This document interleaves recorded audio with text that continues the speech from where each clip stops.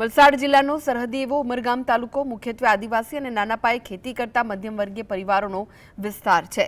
આ વર્ષે ચોમાસાની શરૂઆતથી જ મેઘરાજાની અનિયમિતતાએ નાના ખેડૂતોની ચિંતા અનેક ગણી વધારી છે। પ્રાથમિક રાઉન્ડના વરસાદમાં જ હોંશે હોંશે વાવેલા બિયારણમાંથી ડાંગરનું ધરું તો તૈયાર થઈ ગયું, પરંતુ હવે તે પાણી વિના સુકાઈ રહ્યું છે। જાણે મેઘરાજા રીસાયા હોય તેમ વરસાદ ખેંચાતા ગરીબ અને નાના પરિવારોના જીવ તાળવે ચોંટ્યા છે। આવી પરિસ્થિતિ વચ્ચે આ વર્ષે ડાંગરનો પાક ખેડૂતોના આખા વર્ષના ગુજરાનનો આધાર સ્તંભ બનશે કે કેમ તે મોટો ચિંતાજનક પ્રશ્ન છે।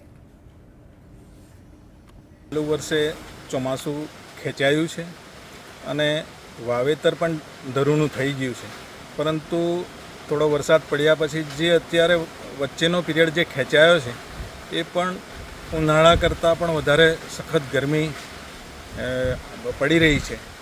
અત્યારે ધરુને બચાવવાની તકલીફ તો છે જ,